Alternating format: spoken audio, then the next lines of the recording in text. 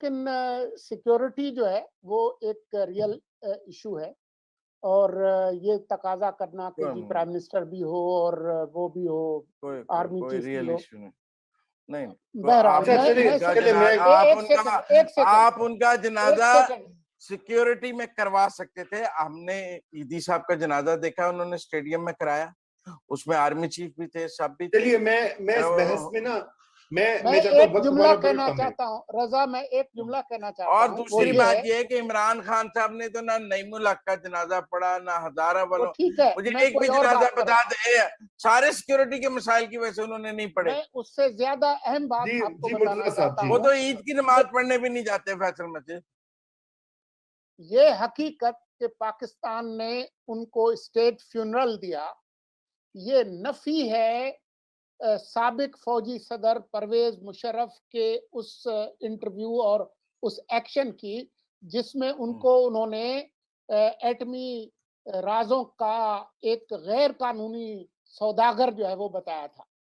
तो इसका मतलब ये है कि अब परवेज मुशर्रफ का जो एक्शन था वो पाकिस्तान की रियासत ने उसकी नफी कर दी है। बस ठीक ठीक ओके। मैं समझता हूँ ये जो स्टेट फ्यूनरल है ये पब्लिक प्रेशर पे हुआ है, कोई स्टेट का बाय डिजाइन नहीं था।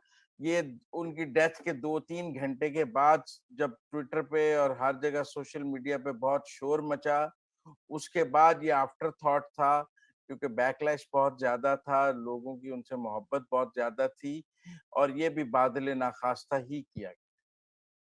जी बिल्कुल। तो मैंने जी ये कहना है अपना जैगम साहब, अब आप इसके ऊपर आपने सारे ख्यालात सुन लिए, दोनों तो सोलंकी साहब ने भी इजाफा किया। मैं सिर्फ एक पॉइंट कहना चाहता हूँ इससे पहले कि जैगम साहब आप अपनी व्यू दें। मैं सिर्फ ये कहना चाहता हूँ कि देखिए वजीर आजम साहब जो है ना मुजम्मिल भाई, वो नुमाइंदा हैं पूरी हुकूमत के, वो आर्मी चीफ के भी नुमाइंदा है, वो दीगर इंस्टीट्यूशंस के भी नुमाइंदा है, क्योंकि वो हेड ऑफ द एग्जीक्यूटिव है। चलिए वजीर आजम की सिक्योरिटी का खतरा है तो सदर पाकिस्तान तो इस्लामाबाद में मौजूद है ना, स्टेट फ्यूनरल है, head of state according to constitution of Pakistan सदर मोहतरम है डॉक्टर आरिफ अलवी, तो कम से कम वही होते। आप क्या एक तरफ लोगों को आपने एक देखिए ना, आपने पब्लिक प्रेशर की बात की, लोगों को आपने ये उनके दिमाग में डाल दिया मोहसिन पाकिस्तान आलमी इंटरनेशनल वो ओपिनियन को मॉडिफाई करने के लिए, ठंडा करने के लिए कदीर खान को स्मगलर शो कर दिया, मुशर्रफ ने नजरबंद कर दिया। और दोनों तरफ नहीं आप खेल सकते। आपको ये जो स्प्लिट पर्सनैलिटी होती है ना, इसका नफ्सियात में बहुत बुरी बुरी नाम है और बहुत बुरी बीमारी कहलाती है, स्किज़ोफ्रेनिया। यही चीज तालिबान का मामला हो, यही चीज जमहूरियत के ऊपर मसला हो, यही चीज खारिजा पॉलिसी के अहदाफ पर हो, यही चीज डॉक्टर कदीर खान हीरो है तो खुल के तस्लीम कीजिए हीरो हैं। वो गलतियां हो गई, आपने सजा दे दी, बात गई रात गई, लेकिन आप ये दो रुई रवैया जो है इसको बरकरार नहीं रख सकते। जी जैगम साहब, मैंने कहा कि मैं भी थोड़ी भड़ास निकाल दूं इसी बात नहीं, आपने बहुत दिलचस्प और अच्छी। देखिए रजा, क्या न्यूक्लियर प्रोग्राम पे कोई मुतनाज़ा बात बनती है? आपने प्रोफेसर हुद भाई साहब का हवाला दिया। देखिए बड़ी सादा सी बात है, अगर पाकिस्तान एक नेशन स्टेट है जो कि ये है, तो पाकिस्तान का न्यूक्लियर प्रोग्राम पाकिस्तान की बहुत बड़ी अचीवमेंट है। और वो लोग जिन्होंने इनमें कंट्रीब्यूट किया, बड़ी बड़ी कंट्रीब्यूशन की, उन्होंने इस कौम की खिदमत की, वो इस कौम के हीरो हैं। वो जुल्फ़िकार अली भुट्टो हों, वो गुलाम इसाक खान हो, वो डॉक्टर कदीर खान हो, वो नवाज शरीफ हो, जिन्होंने भी जितना इसमें कंट्रीब्यूट किया। अगर पाकिस्तान को आप नेशन स्टेट समझते हैं, अगर आप समझते हैं कि पाकिस्तान कोई एनजीओ है या पाकिस्तान को एनजीओ होना चाहिए, तो फिर ये एक फजूल काम था, नहीं होना चाहिए था। हुद भाई साहब ठीक कहते हैं, क्या जरूरत पड़ी ऐसे खिलौनों पे पैसे जाए करने की? ये बात तय है। खुद भारतीय हमें बताते हैं कि कम से कम 2 से 3 मौके ऐसे आए जब भारत पाकिस्तान पर हमले का फैसला कर चुका था बाकायदा, लेकिन पाकिस्तान के न्यूक्लियर प्रोग्राम के डेटरेंट की वजह से भारत ने पाकिस्तान पर हमला नहीं किया। तो एक तो न्यूक्लियर पावर ने जो ग्राउंड रियलिटी बदली है वो एक हकीकत है। अब जो कुछ डॉक्टर साहब के साथ हुआ ये बहुत दुख की बात है, इस तरह नहीं होना चाहिए था। मैं क्या कहूँ, मेरी क्या मजाल है। जनरल अमजद साहब ने जो इस बारे में बात की है, आप यूट्यूब पर खुद देख लीजिए, वो खुद बताते हैं کہ اگر کوئی پرالیفریشن ہو رہی تھی تو ان کے پاس تو سوائے کاغذ بانٹنے کے یا سوائے زبانی بات کرنے کے تو کسی چیز کا اختیار نہیں تھا.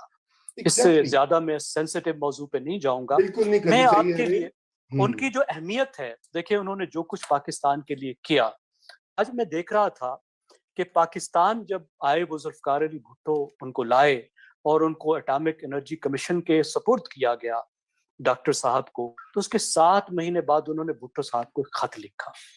ایک انتہائی بلنٹ ڈائریکٹ یہ خط ہے جو وزیر اعظم کو ایڈریس کرتا ہے اور جو ڈاکٹر منیر صاحب کو، جس کو وہ بتاتے ہیں کہ یہ بندہ ساری خالی بی ایس سی ہے اور انجینئر ہے اور اس کو نیوکلیئر پروگرام کا یا نیوکلیئر ٹیکنالوجی کا ٹکے کا بھی پتہ نہیں ہے اور آپ نے مجھے اس کے نیچے بٹھا دیا ہے، اور وہ کہتے ہیں کہ آپ مجھے یا تو مجھ سے کام کرائیں یا مجھے جانے دیں. میں اس کا آخری پیراگراف آپ کے لیے پڑھ دیتا ہوں کہ ذوالفقار علی بھٹو کو وہ کیا لکھ رہے ہیں، تو ان کا رول سمجھ میں آ جائے گا، ان کی شخصیت سمجھ میں آ جائے گی کہ کتنے وہ ڈائریکٹ آنےسٹ آدمی تھے اور وہ کیا سوچ کر آئے تھے اور کیا کرنا چاہ رہے تھے. آخری پیراگراف میں وہ کہتے ہیں، Mister Prime Minister, I came to Pakistan leaving respected, lucrative position to serve my country and to make it a nuclear power. تو بتاتے میں اس لیے آیا ہوں. To serve my country and to make it a nuclear power. I have been handed to a most incompetent, ignorant person to play his pach. ٹھیک ہے نا جی، اردو میں بھی لکھتے ہیں وہ ساتھ میں to play his pach. I won't do it. I'm extremely grateful to you for calling me and associating with this program, but I'm of no use to you anymore. Coincidentally, اب دیکھیں وہ بتا رہے میں کیا کر سکتا ہوں ابھی بھی still what he is capable of. وہ ریمائنڈ کرا رہے ہیں پرائم منسٹر کو. Coincidentally, I'm only person in Pakistan who can set up this facility. As a matter of fact, I'm one of the dozen or so in the world who can do this job. تو کہتے ہیں پوری دنیا میں پاکستان میں تو میں اکیلا ہوں جو بندہ کام کر سکتا ہے، کوئی یہ کر ہی نہیں سکتا. نیوکلیئر پروگرام پاکستان میں میرے علاوہ نہیں بنا سکتا، بلکہ دنیا میں بھی اس طرح کا کام جو ہے وہ ایک آپ کو درجن سے زیادہ سائنٹسٹ نہیں ملیں گے. غالباً ان کا اشارہ یہ ہے کہ جو انڈیپینڈنٹلی یہ کام کریں. ظاہر ہے ایز انسٹیٹیوشنز ملک تو کر سکتے ہیں. لوگ کہہ رہے ہیں کہ ایسے سائنسدان جو خود ہی ایک پروجیکٹ چلا کے، وہ کہتے ہیں I would earnestly request you to please let me go back abroad. I'm really sorry. یہ پرائم منسٹر کو کہتے ہیں. اب ہمیں پتہ ہے ذوالفقار علی بھٹو نے کیا کیا، اور دلچسپ بات یہ جس کے خلاف یہ خط لکھ رہے ہیں اس کو کاپی بھی کر رہے ہیں. یہ خط جو ہے وہ منیر صاحب کو بھی CC'd ہے نیچے. یہ بھی ان کی شخصیت ظاہر ہوتی ہے. خفیہ لیٹر نہیں لکھ رہے بلکہ اپنے باس کو ساتھ ہی لیٹر لکھ کے اس کے بارے میں کہہ رہے ہیں. اس میں بتاتے ہیں کہ کیا مجھ سے کہلوانے کی کوشش کی جا رہی ہے کہ ہم 80 تک بم بنا لیں گے، یہ کر لیں گے، وہ کر لیں گے، لیکن وہ کہتے ہیں کہ یہ نہیں ہو سکتا جس طریقے سے ہو رہا ہے. تو ذوالفقار علی بھٹو نے کیا کیا، ان کو واپس نہیں جانے دیا، ان کو الگ سیپریٹ ایک پروجیکٹ دے دیا انڈیپینڈنٹلی جس طرح وہ چاہتے تھے. اور جو وہ پرامز یہاں کر رہے ہیں کہ میں پاکستان کو نیوکلیئر پاور بناؤں گا، وہ پرامز انہوں نے پورا کر کے دیا. تو یہ بہت ہی بڑی بات ہے. اب ان بیچاروں نے جو گٹھڑی ان کے سر پہ رکھی گئی، اب اس کی کیا مسئلے تھی، کیا مجبوریاں تھیں، کیا حالات تھے کہ ان پر ہی وہ قرض چکائے ہیں جو واجب بھی نہیں تھے. جی وہ قرض، ہم مٹی کی محبت میں ہیں امام آشفتہ سروں نے وہ قرض چکائے ہیں جو واجب بھی نہیں تھے. وہ ساتھ اپنی جگہ رہ گئی. تو آج کا دن جو تھا وہ بالکل ٹھیک ہے کہ جب کل کا دن جو تھا جب ان کی وفات ہو گئی تو وہ ساری بات جو ہے وہ ختم ہو گئی. اچھی بات ہے، ان کو اسٹیٹ فیونرل دیا گیا، ریسپیکٹ دیا گیا. لیکن یہاں بیٹھے ہم سب لوگوں کا اتفاق ہے، شاید پاکستان کے سب لوگوں کا بھی اتفاق ہوگا کہ he deserved a lot more and he still deserves a lot more. اور میرا خیال ہے جب تاریخ لکھی جائے گی بہت سی چیزیں آج نہیں تو 20 30 40 سال بعد تو ضرور کھل جائیں گی. میرا خیال ہے تاریخ ان کے ساتھ ضرور انصاف کرے گی اور اگلی جنریشن میں کچھ ٹائم کے بعد ان کا مرتبہ پاکستان میں وہ آج سے کہیں زیادہ بڑا ہوگا. جی بہت ہی اچھی آپ نے جو ہے اس پوری بات کو سمیٹا زیغم صاحب. تاریخ بالکل یہ اس کے اوپر بات کرے گی، اور اگر ان سے جو کچھ کروایا گیا یا جو کچھ ہے وہ بھی تاریخ کا حصہ ہے. اور از خود جو ہے وہ کوئی ان کے ہاتھ میں اس طرح کی طاقت یا پاور نہیں تھی کہ وہ جو جن جرائم کا ان کو قصوروار ٹھہرایا گیا اس کے وہ مرتکب ہوتے. بہرحال یہ ایک الگ میں صرف ایک لفظ بولوں گا رومی صاحب، میں اس پہ کچھ نہیں بولوں گا. जी آپ اپنے ذہن میں ذرا سوچئے کہ ایک اسٹریٹجک ڈیفینس بھی تھیوری بھی تھی ایک صاحب کی، ہاں ہاں بالکل اس کو بالکل اس کو یہی چھوڑتے ہیں جہاں. بالکل بالکل آپ نے صحیح اشارہ دیا. اسی کے ساتھ خدا حافظ اور کل شب آپ سے پھر ملاقات.